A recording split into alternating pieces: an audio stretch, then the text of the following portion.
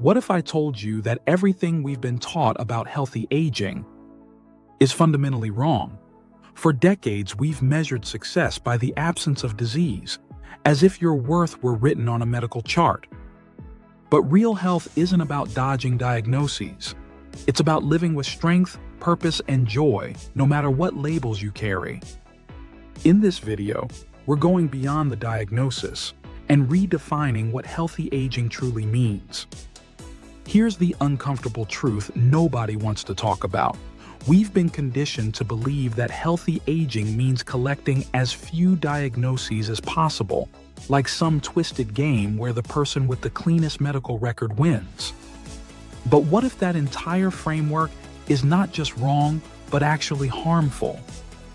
What if it's preventing millions of people from living their most vibrant, fulfilling lives? Subscribe to the channel so we can benefit you by creating more great content with you in mind. And as a thank you, download your free guide from the link in the description below. Let me paint you a picture that might sound familiar. You walk into your doctor's office for your annual checkup, and your heart rate increases slightly as you wait for the results. Blood pressure, cholesterol levels, blood sugar, bone density. Each number becomes a verdict on your worth, your future, your success at this thing we call aging. If everything comes back normal, you breathe a sigh of relief and pat yourself on the back for being healthy. But here's where it gets interesting and problematic. This obsession with perfect numbers and clean bills of health has created what I call the myth of the perfect patient.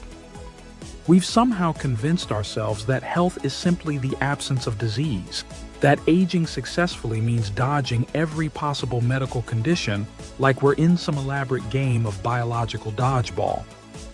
But this mindset is not only unrealistic, it's creating unnecessary anxiety and missing the profound beauty of what healthy aging actually looks like. Think about it for a moment. How many people do you know who spend their days worried about their next test results, their next screening, their next potential diagnosis? They've become so focused on what might go wrong that they've forgotten to focus on what's going right. They're living in a constant state of medical hypervigilance where every ache, every change, every normal variation of an aging body becomes a source of fear rather than simply part of the human experience. But here's what's really fascinating, and this is backed by decades of research. Some of the most vibrant, engaged, and genuinely healthy older adults I've encountered are people who have chronic conditions. They're managing diabetes, living with arthritis, dealing with heart conditions, yet they're traveling the world, starting new businesses, falling in love, learning new skills, and contributing meaningfully to their communities. Meanwhile, their supposedly healthier counterparts, those with perfect lab results, might be sitting at home, isolated and anxious, waiting for the other shoe to drop. This reveals something profound about the nature of health that our medical system has largely overlooked. True health isn't about your diagnostic status. It's about your ability to live fully, engage meaningfully, and adapt resiliently to whatever life throws your way. It's about waking up each day with energy, purpose, and connection. It's about maintaining your independence, your curiosity, and your capacity for joy, regardless of what medical labels might be attached to your chart. Let me share something that might surprise you.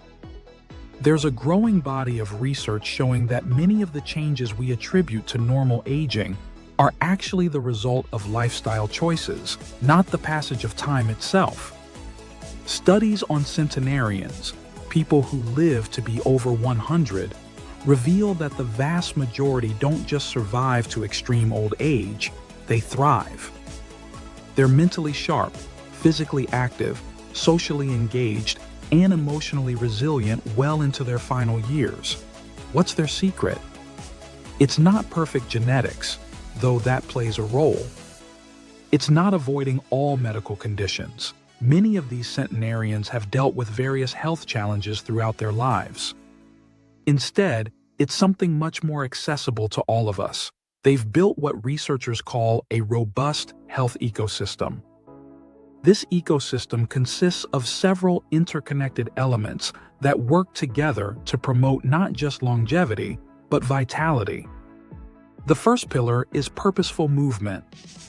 Notice I didn't say exercise in the traditional gym sense, though that can certainly be part of it.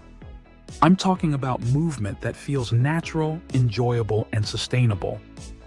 Maybe it's gardening, dancing, walking with friends, playing with grandchildren, or practicing yoga. The key is consistency and joy, not intensity or punishment. The second pillar is nourishing nutrition that goes beyond restrictive dieting.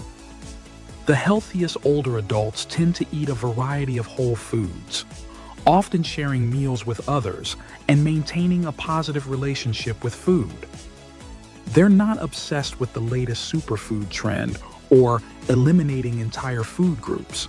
They're focused on eating in a way that supports their energy, mood, and overall well-being while still allowing for pleasure and social connection around food. Sleep, the third pillar, is where many people struggle as they age, often dismissing poor sleep as inevitable. But quality rest is absolutely crucial for everything from immune function to cognitive health to emotional regulation.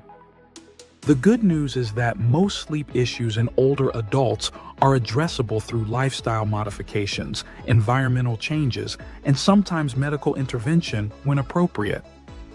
But here's where it gets really interesting.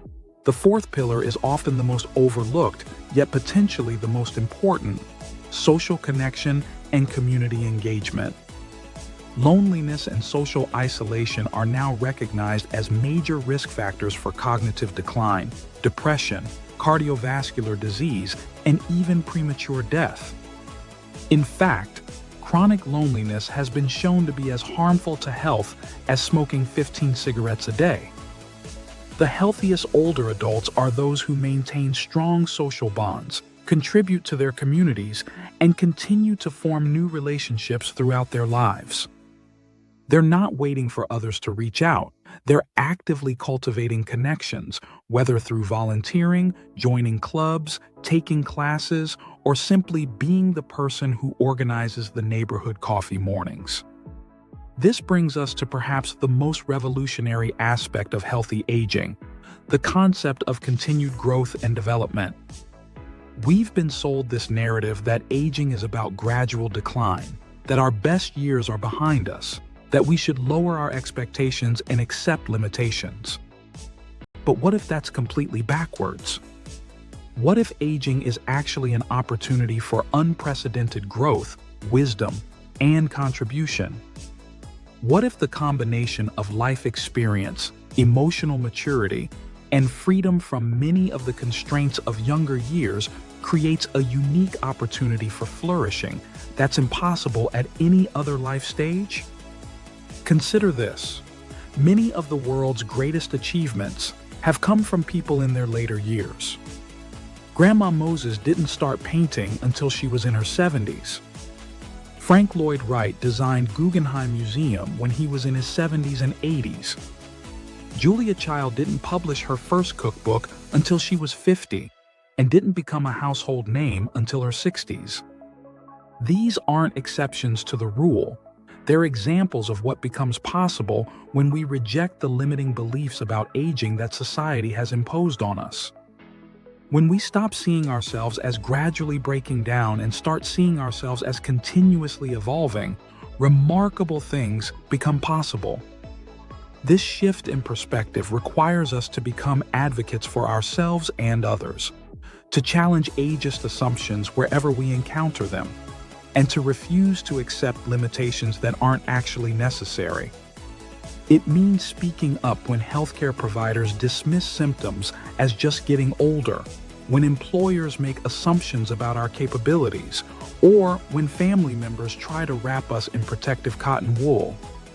The research on epigenetics, how our lifestyle choices can actually influence gene expression, shows us that we have far more control over our aging process than we ever imagined. The choices we make about how we move, what we eat, how we manage stress, how we connect with others, and how we engage with the world around us are literally changing our biology at the cellular level. This isn't about denying the reality of aging or pretending that our bodies don't change over time. It's about recognizing that those changes don't have to define our experience or limit our possibilities. It's about understanding that health is multidimensional and that medical diagnoses are just one piece of a much larger puzzle. So here's my challenge to you. Stop waiting for permission to live fully.